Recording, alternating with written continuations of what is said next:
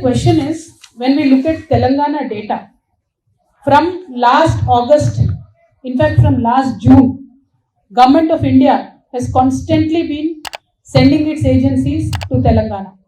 Now question is why? Because Telangana assembly polls are there in this November, December. So the modus operandi of BJP has been कि जहां भी election है वहां मोदी से पहले ED पहुंच जाता है। तो हमारे तेलंगाना में भी यही हुआ है। तकरीबन सारे बिजनेस हाउसेस पे एक 500 प्लस बिजनेस हाउसेस पे आईटी रेड होता है। सीबीआई के रेड एक 100 होता है तेलंगाना के राज्य में। ईडी तो कम से कम 200 जगहों पे उन्होंने छापा मारा है। और एनआईए एजेंसी ने 500 to 600 मिनिमम लोगों को बुला के उनको डरा के धमका के अलग अलग तरीके का काम वहाँ पे चल रहा है।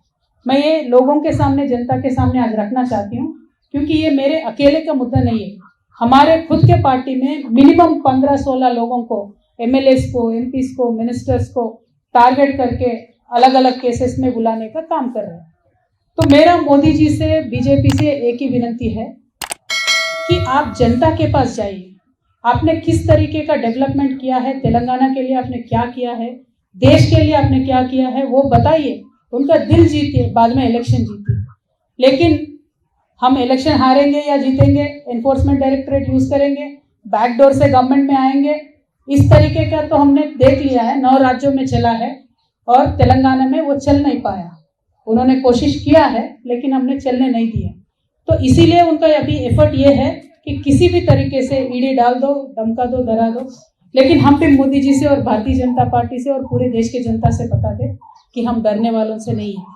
हम एक आंदोलन करके स्टेट को हासिल करके आज स्टेट में सरकार चला रहे हैं। आगे चल के भी हम जनता के लिए ही काम करेंगे और हम बराबर मोदी जी का, भारतीय जनता पार्टी का जो फेल्यूर्स है उसको एक्सपोज करते ही रहेंगे।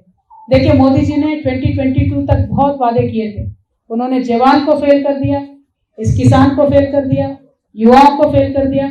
हर एक सेक्शन में वो सिर्फ और सिर्फ फेल्यूर हो और कुछ भी नहीं है। देखिए, आज ईडी के डायरेक्टर है, उनको एक्सटेंशन पे एक्सटेंशन मिलता है। सेबी के डायरेक्टर है, उनको एक्सटेंशन मिलता है।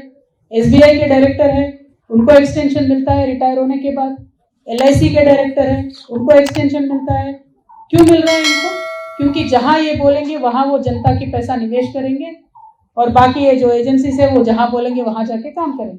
तो मैं सिंपल सवाल भारतीय जनता पार्टी से पूछती हूँ, अग्निवीर में आप जो लोगों को, युवाओं को ले रहे हैं, उनको एक्सटेंशन दीजिए पहले। क्यों नहीं मिलेगा उनको एक्सटेंशन? क्यों ले रहे हो आप उनको 4 साल को? 4 साल के लिए उनको क्यों ले रहे हो? 4 साल के लिए आप उनको लोगे, ट्रेनिंग दोगे, बाद में रास्ते पे छोड़ दोगे क्या? या जैसे आपके भारतीय जनता पार्टी के नेता बोलते हैं, आपके ऑफिस में चौकीदार के नौकरी पे रखोगे? आर्मी कितना सेंटिमेंटली जुड़ता है देश के साथ, जनता के साथ। पूरा परिवार छोड़ के, जान पे खेल के आर्मी में रिक्रूटमेंट के लिए बच्चे आते हैं। तो मैं आज यहाँ से डिमांड करती हूँ मोदी जी से, आप 4 साल के लिए अग्निवीरों को ले रहे हो, उनका एक्सटेंशन दीजिए, परमानेंट कीजिए। क्योंकि आज भी आर्मी में 3.5 लाख वैकेंसीज है। तो मैं इतना ही पूछना चाहती हूँ मोदी जी से, आपके फेल्यूर्स को छुपाने के लिए आप जिन जिन राज्यों में इलेक्शन चल रहा है उन राज्यों में आप जाके ये सारे केसेस डाल रहे हो और हम जरूर इनको फेस करेंगे। देखिए, फ्रेंडली उनके जितने भी पॉलिटिकल पार्टीज होते हैं उन पे कोई रेड नहीं होता है। फ्रेंडली उनके जितने भी बिजनेस हाउसेस है उन पे कोई रेड नहीं होता है। उन सबके लिए तो 7 खून माफ हो जाते हैं। अब अदानी जी ले लीजिए, बाकी बहुत लोग हैं, उन पे तो कुछ नहीं होता है। और आज तो इतना चर्चा है पूरे देश भर में कि देश में डबल इंजन सरकार चल रहा है। और ये 2 इंजन कौन है देश में? एक इंजन प्रधानी है, दूसरा इंजन अदानी है। तो ये हालत आज देश में है। तो ये बच्चा जान चुका है। जिस तरीके से मोदी जी अपने आप को क्लीन बताते थे, साफ बताते थे, वो है नहीं। और श्रीलंकन गवर्नमेंट भी यहाँ आके बोल के गया है कि अदानी जी के लिए आप, मोदी जी खुद जाके बोले हैं कि इनको प्रोजेक्ट देना है। तो इस तरीके के सब बात सामने आ रहे हैं। तो ये छुपाने के लिए आप विपक्षों पे ईडी का वार कर रहे हो, वो ठीक है, हम विपक्ष है, जेल लेंगे, हम पॉलिटिशियन हैं। लेकिन जनता पे जो महंगाई का आप वार कर रहे हो ना, वो जरूर आपको आगे इलेक्शन में रिजल्ट दिखाएगा। मोदी जी, आप काम उस पे करिए। मेरा विनंती ये है भारतीय जनता पार्टी से, please work on reducing the prices, please work on giving more subsidies, please work on giving more jobs. What will you get out of torturing people like us? आप करिए, हम बात करेंगे, हम जरूर फेस करेंगे ईडी को, लेकिन आपके BL संतोष जी से भी बोलिए जरा हमारे तेलंगाना में आके सीट के सामने पेश हो जाए, आंसर करे, क्वेश्चन आंसर करे। किस बात की डर है आप? हमने गलती नहीं किया, हम तो आ रहे हैं ईडी में, हम कल भी जाएंगे, आपको जो करना है करिए, जो लीगल कोर्स है, लीगल एक्शन है, हम पूरा आपसे कोऑपरेट करेंगे। लेकिन BL संतोष जी क्यों केस पे केस करके, दावे पे दावे करके, स्टे के ऊपर स्टे क्यों लेके आए? इस बात को जरा जनता गौर करके सोचे।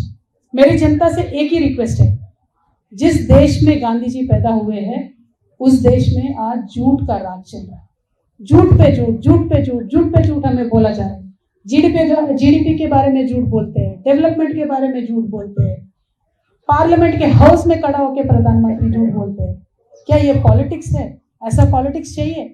पावर चाहिए तो जनता के पास जाओ भाई, जीतो उनका दिल। ये किस तरीके का पॉलिटिक्स है? हमें सहनशीलता का भी हद होती है।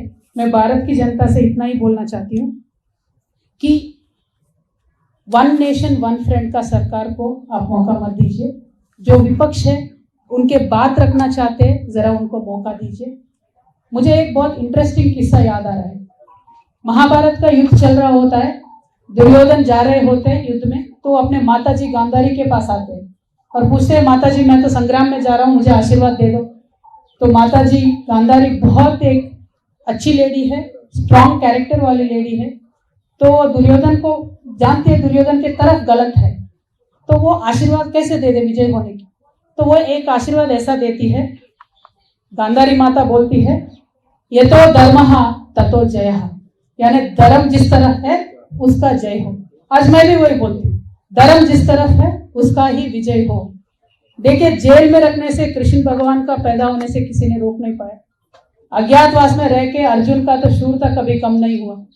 वनवास में जाने के बाद भगवान श्री राम और भी स्ट्रांग हो गए, लोक कल्याण के लिए ही काम कर रहे थे। तो जब जब इस दुनिया में किसी को लगता है कि हम भगवान से पावरफुल है, हम इंसान नहीं है, हम सब कुछ कंट्रोल कर सकते हैं, सारे एजेंसीज को कंट्रोल कर सकते हैं, तब एक प्रिंसिपल ऑफ नेचुरल जस्टिस करके कुछ रहता है, प्राकृतिक न्याय, जरूर वो आगे आएगा।